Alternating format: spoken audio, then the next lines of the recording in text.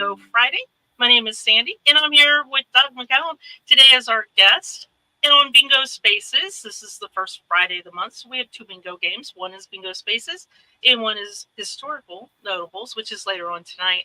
But for Bingo Spaces, we reach out to you, the WikiTreeers, and ask you, what kind of space page are you creating? What are you working on? And what is interesting, as you've probably noticed throughout the year, we've had sports fans on, we've had family books on, we've had a personal fan sites on, and today we're going to talk about something a little bit more personal. Doug is going to share with us, and I'm going to say this correctly this time, Doug, Grandma Nellie's space page. And what is Grandma Nellie's space page? Is it just something that you put together, or is it something that she put together through you? Right. So is that a question for me now, or is that a question for later? It's for you now. And then after Doug answers this question, we will start our first bingo card, and that'll go very, very quickly. So make sure you get your bingo card ready. So the recollections of Nellie, what is that page? So recollection of Nellie's, I inherited when my dad passed away a couple of 3 years ago, a lot of files and a lot of letters and a lot of computer files, etc., that he had collected over the years. And one of those things was this handwritten letter that my grandmother had made when they came to move in with him. And so she had written down some recollections that she had growing up in rural southern Ohio. And so that's what we're going to talk about, is some of those recollections. And the good news is that my dad and her did this because she actually ultimately contracted Alzheimer's and was not able to tell those stories later. So it was a good thing that they did that. So how much later did she get Alzheimer's? So it depends. So she did this either in the late 80s and early 90s. It wasn't actually dated, but I know kind of when it happened. And she started developing Alzheimer's probably in the late 1990s. So maybe 5 to 8 years later. Wow. So I want to just take a pause before we start the bingo game. This is something really, really important. You know, these stories are some of the things that Doug is going to share. Some of them are funny, some of them make you laugh, some of them make you think, and some of them make you go, whoa, really?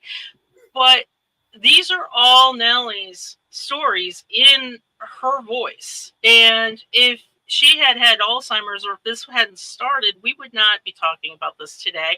Doug would not have inherited this information today. And guess what?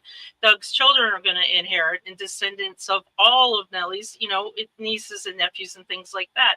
This is the little bit of a difference that you see with WikiTree. And another thing that I call the power of WikiTree is that you can create something called the space page to list details. So maybe it's family details, maybe it has nothing to do with family and it's just a fan. Maybe you're a particular sports fan and you want to write about a particular season, for example. But with Nellie, and I'm going to show you the page in just a minute. Actually, I'm going to ask Doug while we're doing bingo to kind of get his system set up with the pages, because Doug is going to drive through Nellie's recollections today. But as I show you the page, if Doug had put everything that's on the space page on her profile, it would get lost. We're so used to seeing the birth, the marriage, the kids, and the death on a profile. And if you add all these wonderful stories and a couple of these photos, the profile would be very long and it would get lost. Instead, he has this recollection page. And Doug is a fan of space pages. So at the very end, we're going to show you some more of Doug's really fascinating pages. But right now, if everybody will get their bingo card up, we will play the very first bingo. This is the same bingo that I play for spaces every single time. It's just a basic general idea of what the concept is. And I should probably give you the rules first. So let's go over the rules. So to play bingo with WikiTree, if you're new or just need a refresher, that only one person can win a prize only every 6 months, and that includes thons. So if you've won a prize during a thon or anywhere within WikiTree, that counts. So we're just trying to make it fair for everybody. One prize per household. So if your kid has already won, you cannot win. If your husband's already won, you cannot win. That type of thing for 6 months. It's generally a mug. I think there's some other options that you have, but almost everybody loves the mugs. And this is just a variation of the bingo mug. It's black and white with the colors. So that's an option for you. It's open to everybody. You do not need to be a WikiTreeer to win. But if you are a WikiTreeer, please drop your name, your WikiTree ID name in the chat if you win, because that helps me out. It helps me find out, as Carol mentioned, if you've won already or not, and also if you have not, to make sure that you get your prize. And there are 2 bingo games per time slot. How do you do it? You use your mouse. So bring up bingo card, and you can get horizontal, vertically, or diagonally. Just click the mouse. There is a free space. Go ahead and click the middle right now. Should be a free space here. And the first person that gets bingo and actually types it in the chat, and let me show you how Ann did it, just like that. Bingo, bingo, bingo. Feel free to yell it at me. Wins. So 5 of you could get bingo at the same time, but whoever's fastest in the chat to say bingo wins. And Carol, I don't think that you're eligible to win yet, but we'll try and double check. Oh, and Carol, I don't know why, but this reminds me too. Do not close down your bingo card.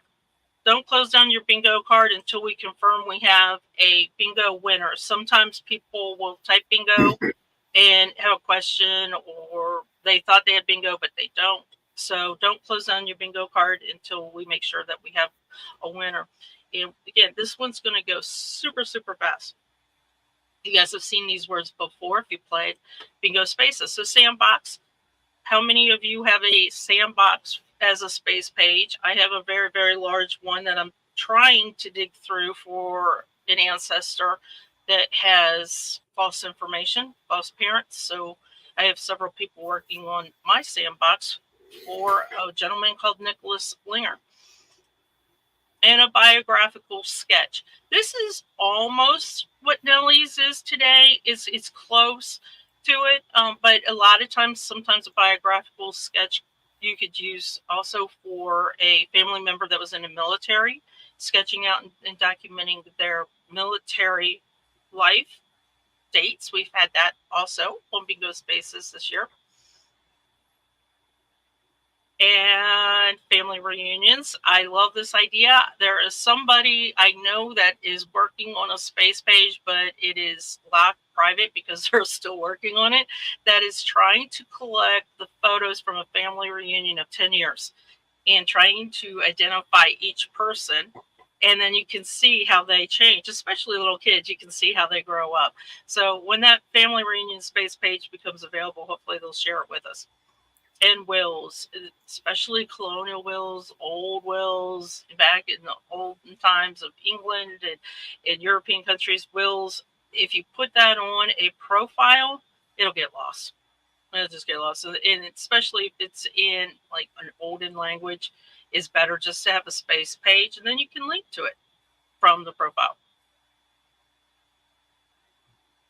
Research. Sometimes you're not sure about a profile, or you have more information that you want to know or research, and the best thing to do is use it as your own personal notepad. Create a space page just for this one person or this one family, and use it for a research page. And you can keep it private if you'd like, or you can keep it open, link to it from the profile, and ask others to share information as they find it. Sometimes just posting on G2G, hey, can you help me find this person or document this person? That works really well too. Okay, historical event. I've got a question for those of you out there. How many of you have heard about a one event? And usually that would be something sometimes tragic, sometimes not, like a wedding could be a one event. A reunion could be a one event. or you could even use possibly a damage from weather, or earthquake could be a one event. How many of you have heard about something like that, never thought maybe I should document all the homes that were damaged, say on Cape Hatteras during this weather event, or maybe I should document all the people in a wedding, because a lot of times you get a variety of family members of all ages at a wedding, so it's really cool to document that. In a court document, I see this mostly with guardianships in the work that I do. You guys might see differently.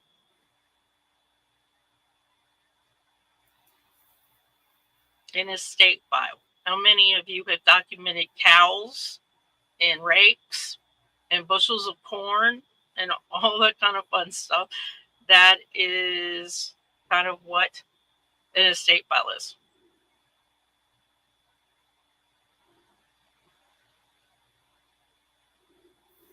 Music. This one is kind of multi. So if you have a favorite musician, well, and maybe it's not even a famous one, but if you have a favorite musician and you just want to document their discography, you want to document maybe their concerts, maybe you can combine the music and a one event together. Maybe you went to a concert. Maybe you went to like Woodstock or Bonnaroo, and you could document that with photos and your experience. That would be a really cool space page. If somebody does that, I'd like to know. That would be really cool. And photos. So sometimes if you put too many photos on a profile, they kind of get lost. And as you know, we have the photos that show on the side. So when you have photos, you can put them on a space page and give them a little bit more information. You can document it with a paragraph saying who they were, where they are, things of that nature. And the timeline. The timeline would be really important too.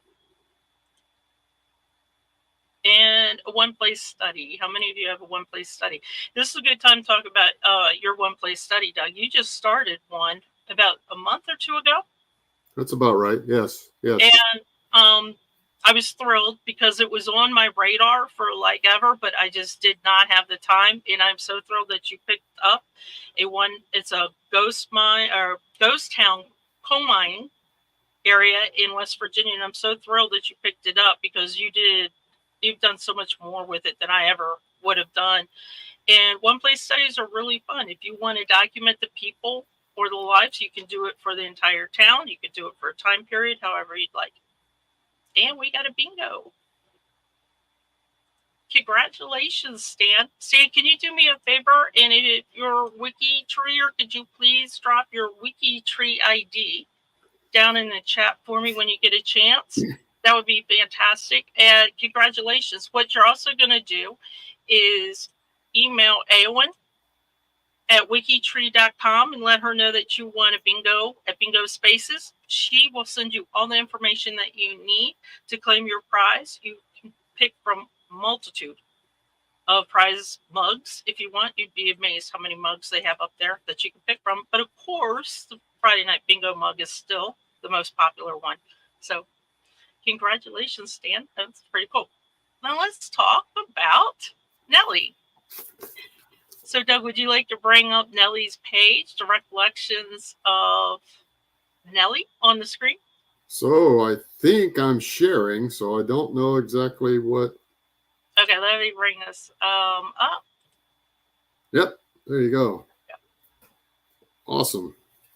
Yeah, so I think as we started earlier, she wrote these back in the late 1980s and early 1990s, somewhere in that time period. I don't know exactly when because she came to move down with my parents. She had lived up in Southern Ohio, and she came down to live with my parents sometime after her husband died in 1982. It was probably about 5 or 6 years after that she moved down, but she moved down to stay with my parents then.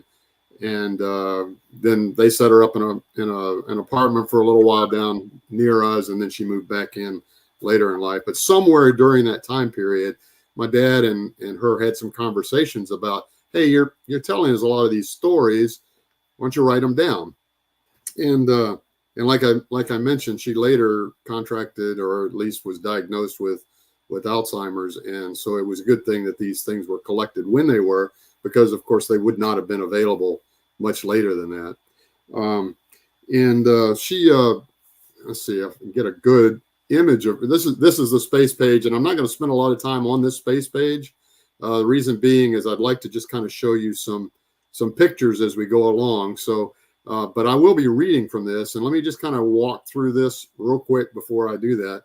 I've only got two pictures on here. One is a picture of a house that she references somewhere in the story, and this was her husband's, the house where her husband grew up in when he was younger. His dad owned a store in 𝐒𝐻𝐭, Ohio. It's a small town on the banks of the Ohio River, and the store is right here. The house is right here. Hey, Doug. Yes. We're still in the recollection. Yes, it's not moving. It's not moving. Yeah, we're not seeing a store. So you don't see. Yeah, so you should see a store. Oh, there we go. Okay.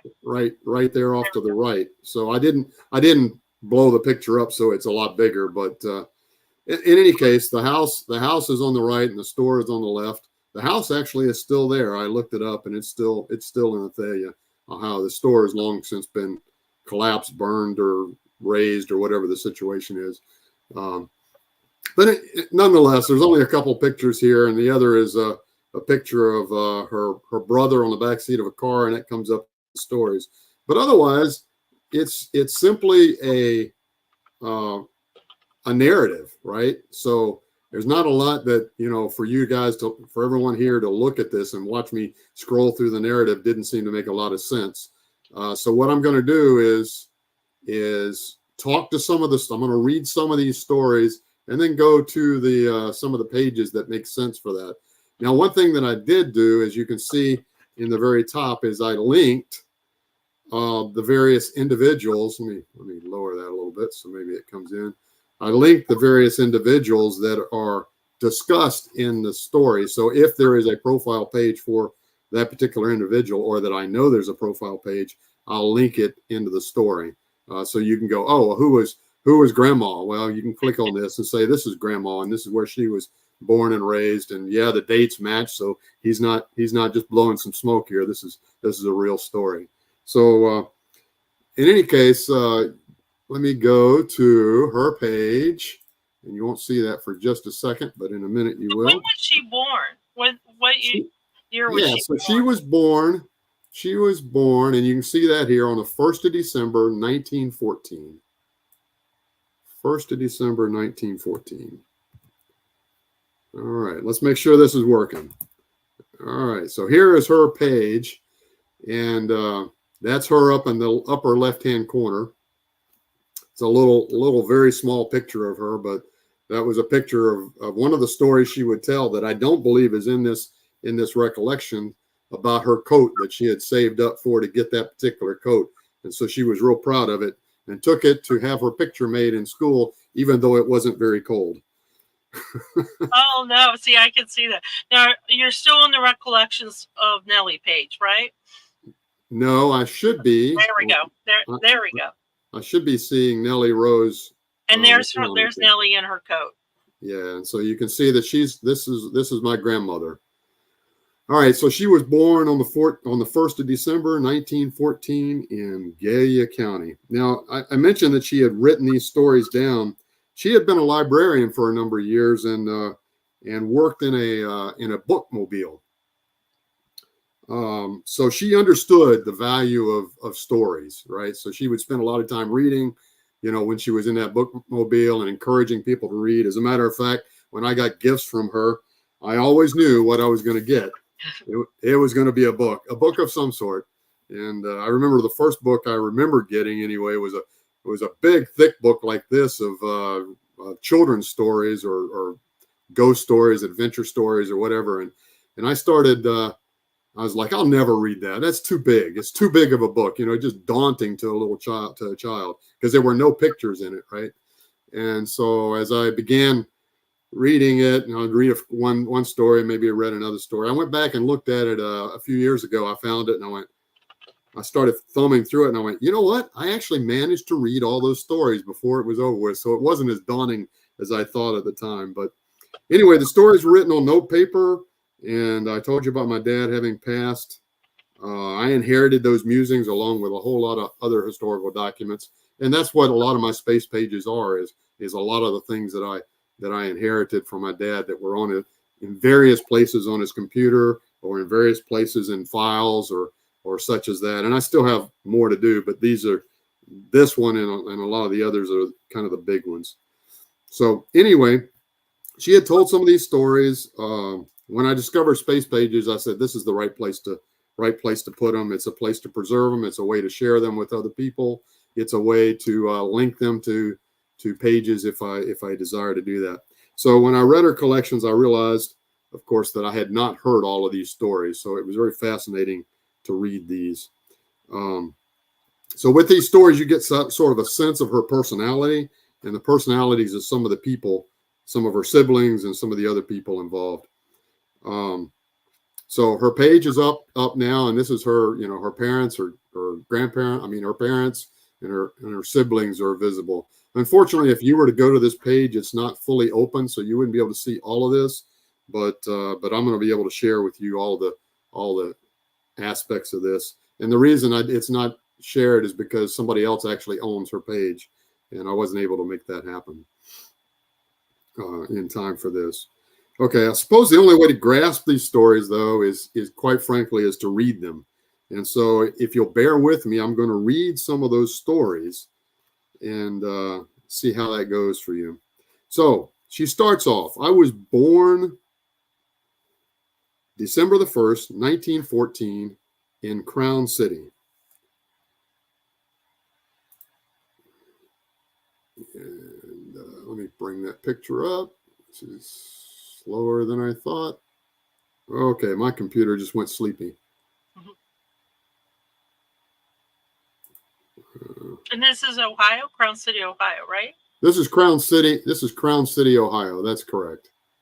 Yes. And anyway, so from what she says, from what my brothers told me, when mother's labor pains started that evening, they were sent to fetch grandma. And so let me bring up a picture of grandma real quick, or her space page. And this is grandma's page coming up now. She lived about 1.5 miles away, and they had to climb up a steep hill in Crown City to get to her. So Crown City is the town that they lived in. So they had to climb up the hill to get to grandma's house. So this is grandma right here. It's not a great picture. It's kind of fuzzy. It was part of this other set of pictures over here, and you see her over here in the corner. There was new snow on the ground, and it was also a full moon. Ray said they thought they saw a baby in the moon. Ray was the older brother. Ray was 12 years old, and Roland, her other brother, could have been 8 or 9. Now, the great thing about the internet these days, I checked. December the 1st was indeed a full moon. So her recollection was correct, or the story was correct in that regard. When they arrived at grandma's house, she had already gone to bed, and since they were afraid of the dog, they were afraid to knock on the door. Instead, they called softly at her bedroom window. That didn't work. So, like little boys do, young boys do, they went up to the barn, climbed up into the hayloft, and bedded down for the night in the hay and went to sleep. Needless to say, I was already there when grandma arrived at our house the next morning. So here's let me go to real quick. Real quick is probably not the best terminology for this. I wasn't prepared for how slow this is with us running this other stuff in the background. Okay.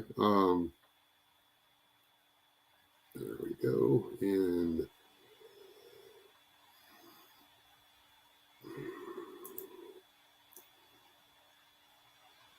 that's the one I want. I was going to bring up her father and show a picture of her brother at about the time that this particular event would have occurred. And you should be able to see right there. Here we go. That's the one I want. Should show up in just a moment. Oh, full size. So her brother is the boy second from the left. And this picture was taken in 1915, and her father is the blacksmith in the middle. The other two people are just neighbors in the neighborhood. So I always found this picture interesting because here they are in a blacksmith shop with no telling what's on the ground, and look at the boy's 2 feet there. Crown City is one of the many small towns along the Ohio River in southern Ohio.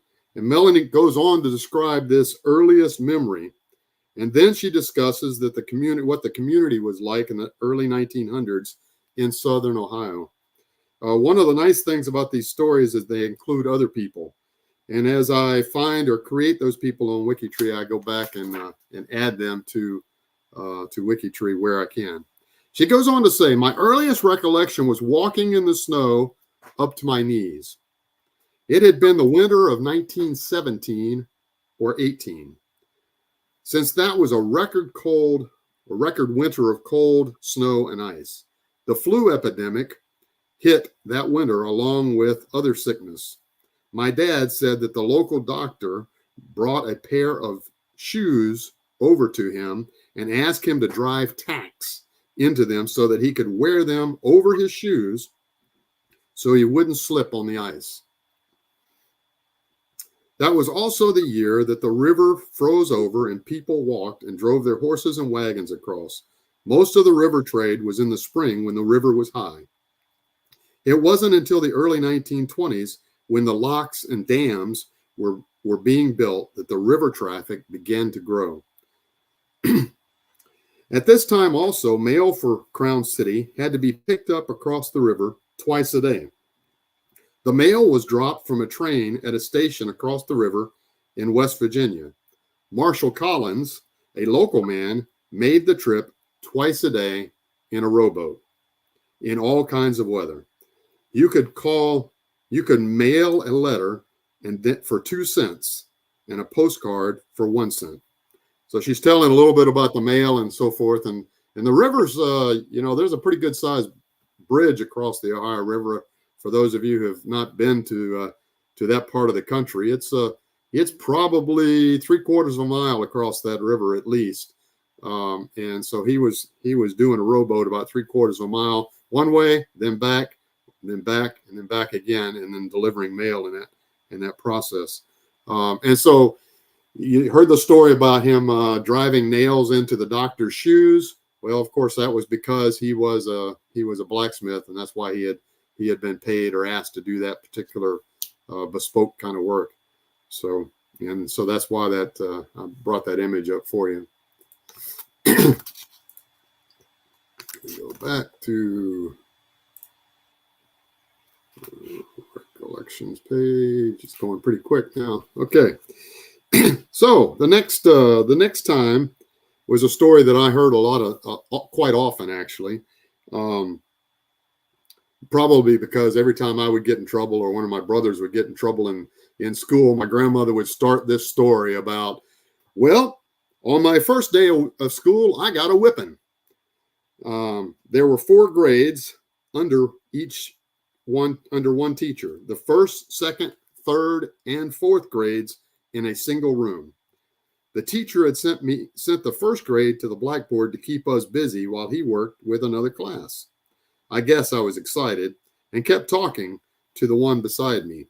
Mr. Lanier, the teacher, told me to be quiet a couple of times, but I didn't listen.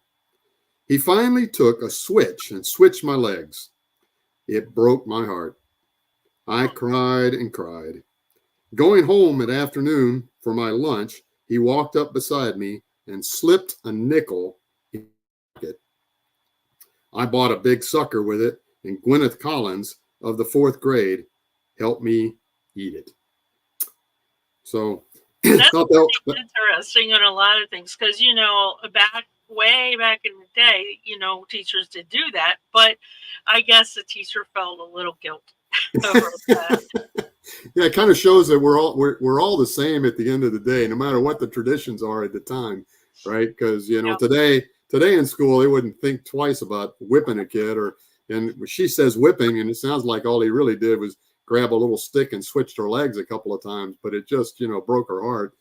And then at the end of the day, he still felt guilty about it, and, you know, slipped a little nickel into her bucket. So the way she tells the story, it sounds like she felt more upset that she disappointed it didn't behave, you know, and everything, than over the switching. I don't know. Yeah, it did. It did sound like that to me too. But of course, she starts off with, "I got a whipping," and then when you really hear the story, it wasn't a whipping at all. So in these days, let's see if there's any other pictures here I want to bring up while we're talking. This is a picture of her siblings. This is all of her siblings. Her 2 brothers. This brother right here this brother right here, the one in the middle, was the same boy that was barefoot in the blacksmith shop. So it gives you kind of a reference. And the lady on the far right is her mother.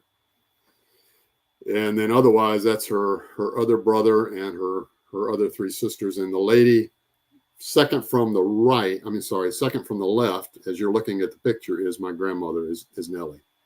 Standing next to the lady in the blue dress? Standing next to the lady in the blue dress is her brother Roland and herself. Yes. I would love to, if somebody had photos.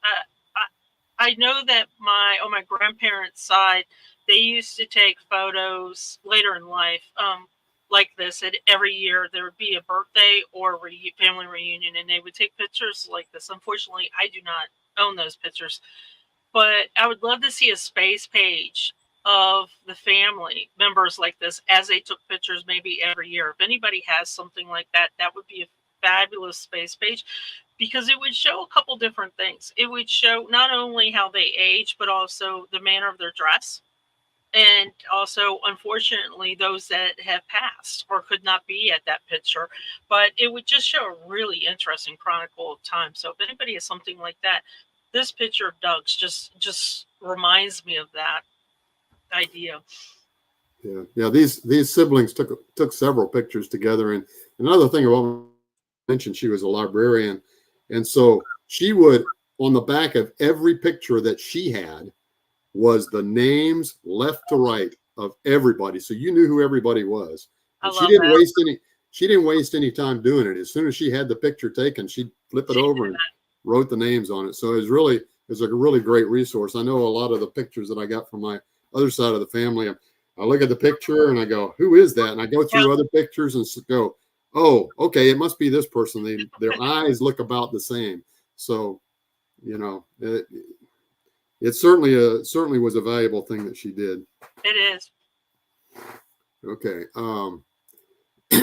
And then I just dropped in the chat the second bingo card. We're going to go over probably about 2 more stories of Nellie, then do the second bingo card. And then Doug has some other fabulous space pages that we're just going to show you for ideas of what you could do. I love this picture of her. I just, you know, she wore her coat. She's proud of her coat. She wore it when she didn't need to.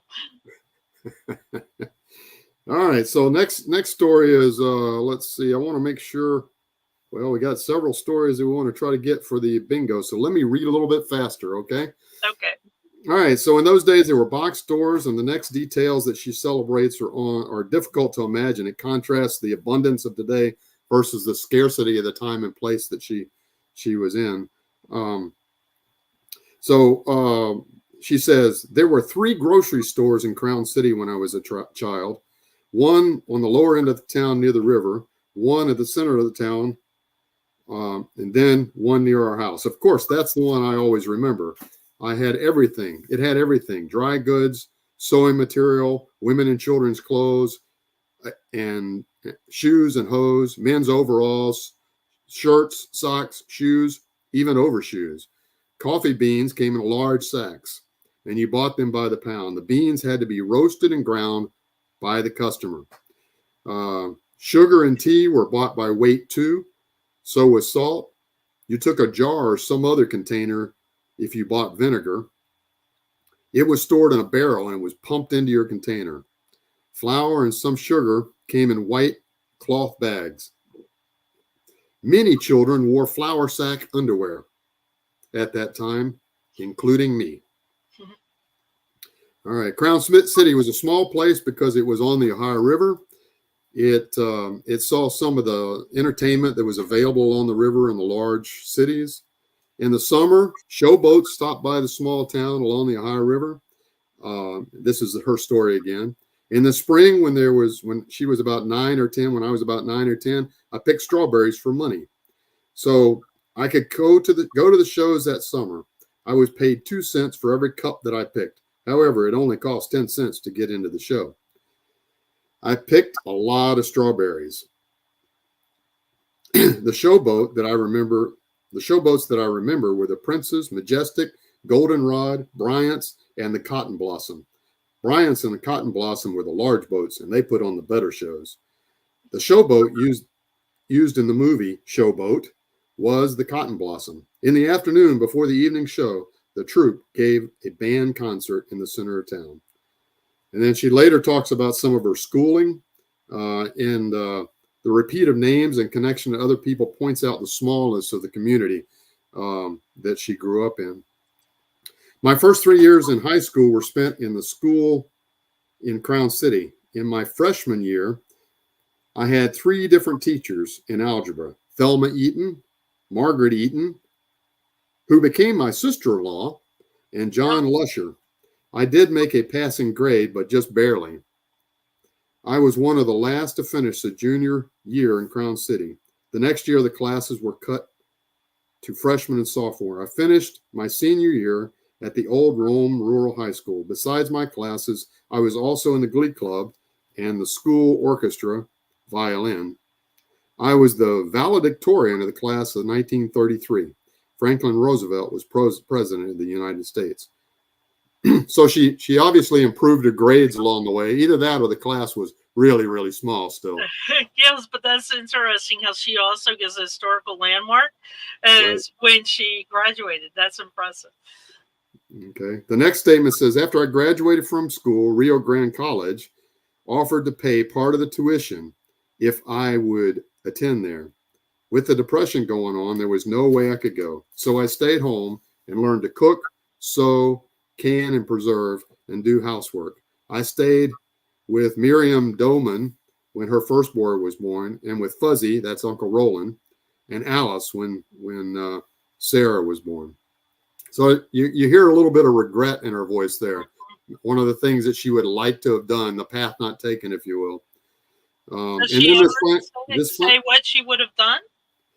She did not. She did not. But it was an interesting. You could see that there was clearly a fork in the road there in her life, and what she thought about doing is going to college and whatever was going to happen after that. But instead, she stayed home, took care of a whole bunch of family members during the Depression because they couldn't afford to send her to college in any way.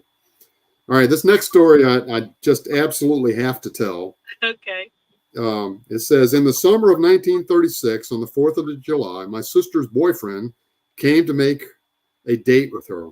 They talked for a while, and then he called me to the car.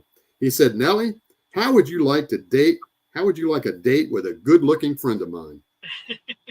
I said, okay. And then he introduced me to the dirty-faced man beside him. He said, Nellie, meet Herbert McCown. Herbert had just gotten off of his job from dam number 27 when Bill Sims picked him up. So it embarrassed and surprised him when we were introduced. And without thinking, he said, God damn it, Bill. Nevertheless, we made the date for the 11th of July. And when he came that evening, he was driving an international pickup truck and was wearing a white shirt and white pants. We called them ice cream pants then. We then went to a movie in Huntington, West Virginia at the 𝐒𝐯, the best at the time. I don't remember the picture but he made a point to see me as often as he could, and he didn't take very long to propose. Oh. So, and the only other story that's in here that might be interesting if you have time, and I know we're getting kind of close on time, is their marriage. Well, let's do the bingo. Okay. Because you might have an opportunity to talk about that. All right, sounds good. Too. And I did add the recollections. It's about 3 pages or 3 posts up. Let me do it again. Somebody would like to, and definitely read it when you have time to get, a cup of coffee and a cookie or a cup of tea and a cookie, and take your time and read, because there's, like Doug has said, he has links also to the people, so you can see all the pictures as well.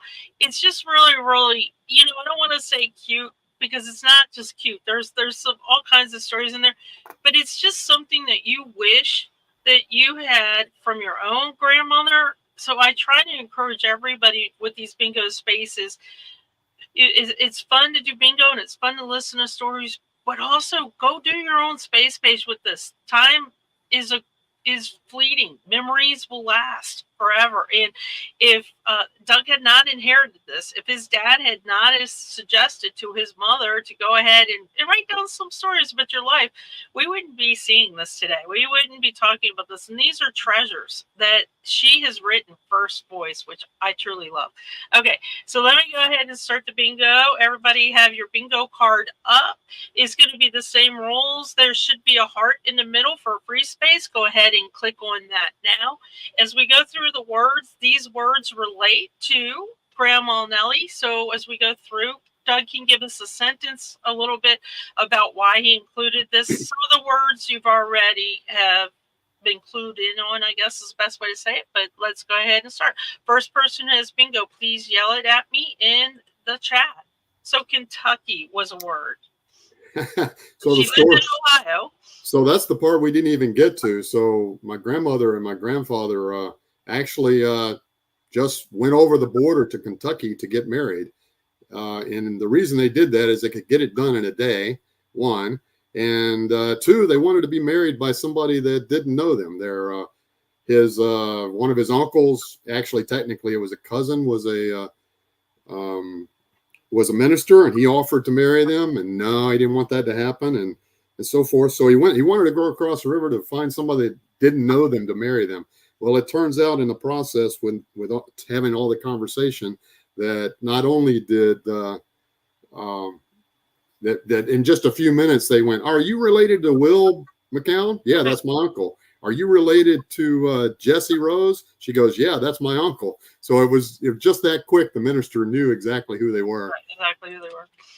And then Crown City, we talked about, that is where Nellie was born and went to school. The Ohio River we talked about as well. And if you have time, go ahead and go to Wikipedia about the Ohio River. You'll kind of get a better idea what it looks like, the bridge that we're talking about that goes over to a different state, and also how the postman was able to use a rowboat twice a day for the mail.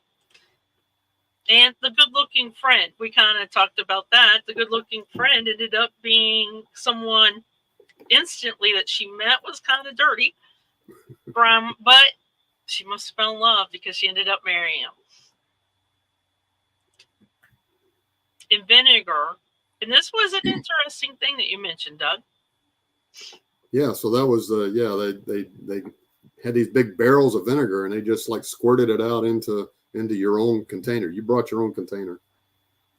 It's kind of like we do now. If you go to, I won't name the store, but if you go to one of the big grocery stores, you can kind of reuse a container for certain types of things. Like I know the big, I forget what they call them, the big, huge bottles of beer that you do, but also some vinegars as well. So courthouse.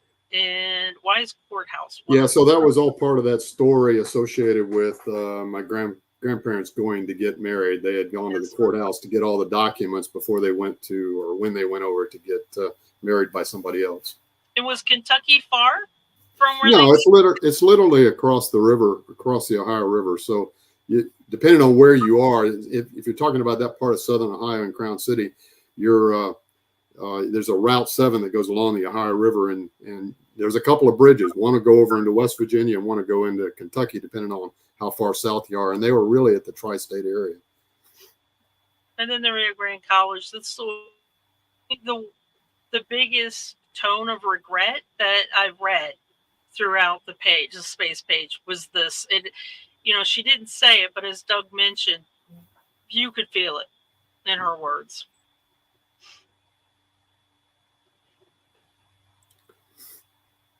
In grocery store. This is also one of the photos that you shared right at the beginning, right? Yes. So she did, after they got married. That was a story that we didn't talk about. But after they got married, they stopped. Her and her husband stopped at her granddad's store and picked up some supplies for setting up housekeeping.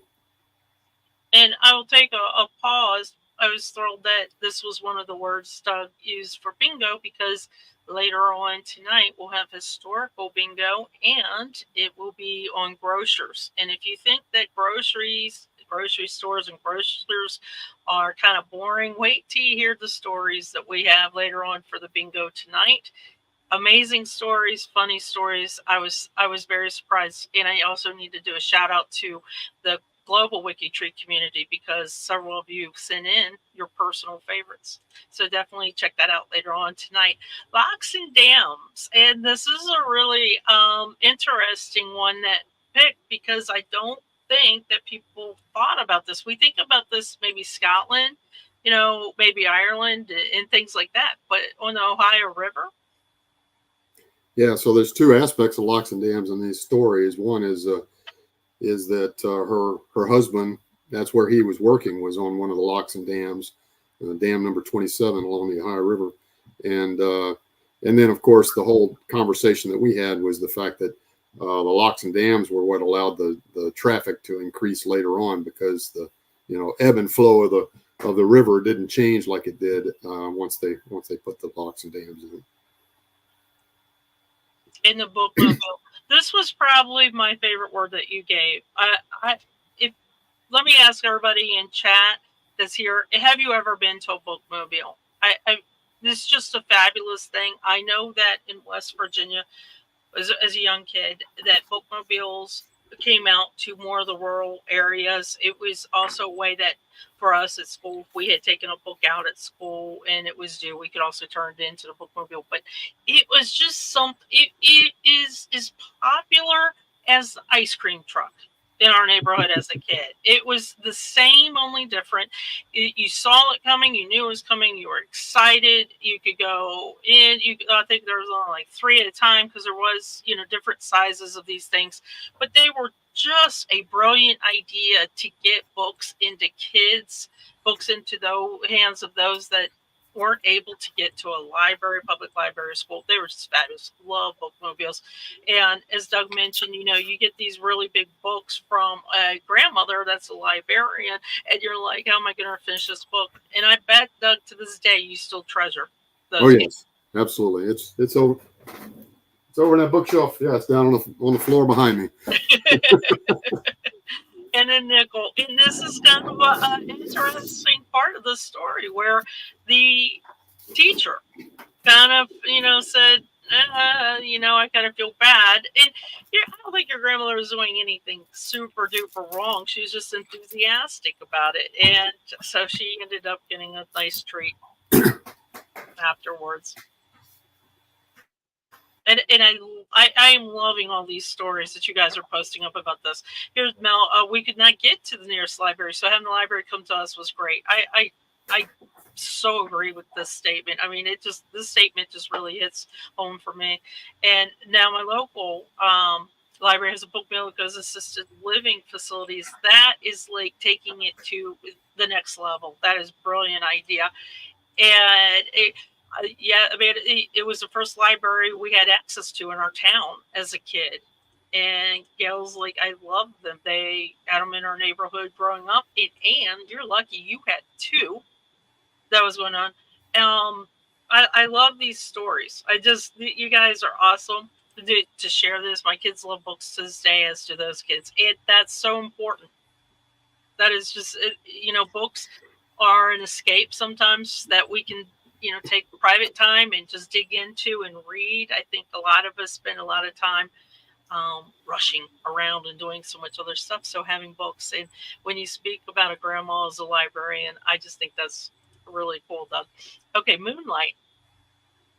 Oh yeah. So the story about the Moonlight is one that I didn't get to, but her brother, he had that car that I kind of showed at the beginning, but didn't get the chance to show at the end. But he and his sister, he says, "Hey, would you like to go up the top of the hill, and we'll just drive down the hill without the motor on it, just kind of, roll down the hill." And for whatever reason, she really enjoyed that event. So that's one of the stories in there. It was under the moonlight.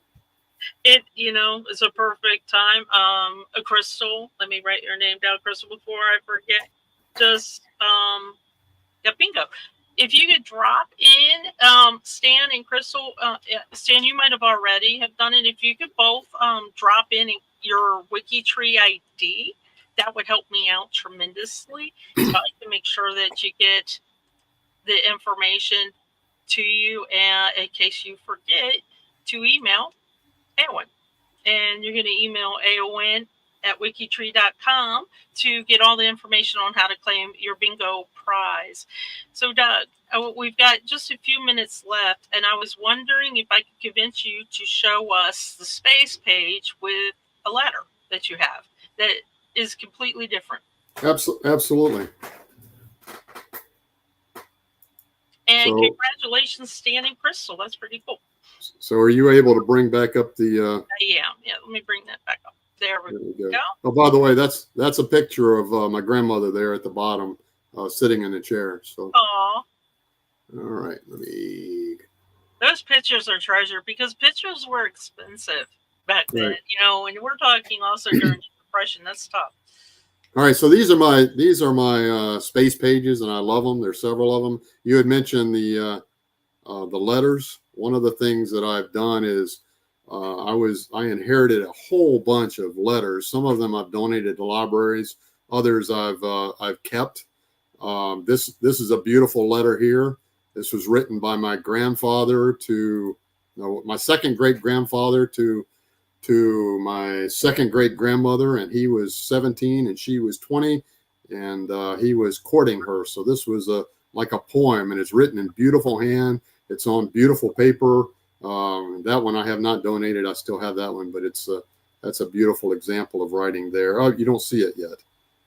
Why do you not see it? Let me fix that. There's like some type of gremlin going through internet today that's making everything slow.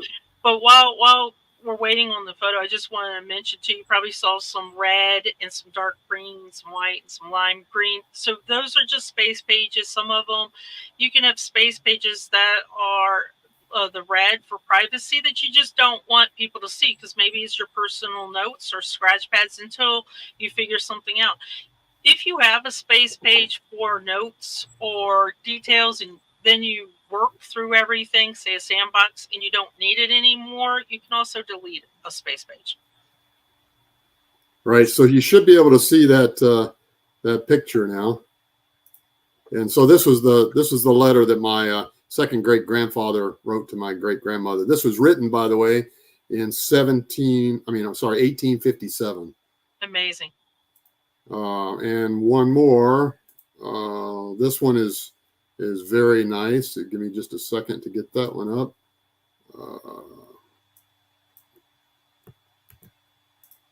I was telling Doug when he was showing me these before, they don't even teach cursive in school anymore. There's a book called No Tears Handwriting or something like that. And let me tell you, that's a lie. Tried to teach my kid cursive, and there were tears. Mine. So when you see this letter and you see the beautiful, this letter, the page has no lines, so he kept everything straight all on his own. It's not lined paper. I love this. So what is this this letter? When I see Cole, I'm focused. So what is this letter, Doug? Right. So this was written from G.M. Bloom, who was a president of the Fayette Coal and Coke Company.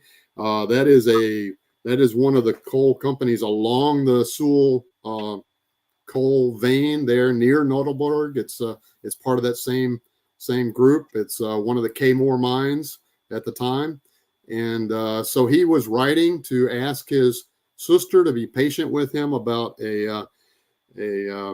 what he owed her, because she had loaned him some money, and the sister was my second great grandmother who had loaned him some money as part of his work there, extracting coal in the coal mines there. So he was the owner of the mine, and that's So that's what that's about. And she wanted her money. She wanted her money. But yeah, possibly. We're really interested because, again, sometimes when we add these to a profile, as we all know, they end up on the left side. If you have a lot of letters or a lot of photos for that one profile, they will not be seen. There's only so many that can be seen unless you link them in the profile itself. But if you have a lot of photos or letters and you start linking the actual images in the profile, then the profile could get messy. It could get lost. Somebody could look at it and say, whoa, there's too much information. But if you had letters, like she's saying, hey, I want my money, and he's saying, I don't have it yet, and then she replies back, when are you going to get it? And he replies back, soon, and you keep going with that trail, that's a perfect space page, and you can link everybody involved with it. So lots of ideas for space pages. I hope we've encouraged some of you guys to think of your own family recollections, and here it comes. So if you do not have an ancestor that has a recollection page, let's say that you don't have these photos, you don't have these treasures or these letters or anything, I'm going to tell you that you do. This is something you can start on your own for your own recollections. So you can be the one that starts it and leaves it off for everybody to see in the future. These could have gone in the rubbish. When she passed away, you box up things of people, and they could have just said, oh, nobody's going to want this, nobody's going to need it in the rubbish. So these are treasures, definitely. Thank you so much, Doug, for joining us. I appreciate you sharing Grandma Nellie with us. This is fantastic, and I hope everybody goes and checks out the page. All right, awesome. Glad you guys enjoyed it. So bye, guys. We will see you later on tonight. And don't forget that this is also Friday night date night. If you're watching live, you've got Friday night date night, and then come back for bingo later on. If you're watching this after the fact, thanks so much for joining us as well. If you have any questions after the fact, drop us a comment and hit the like button. Bye, guys.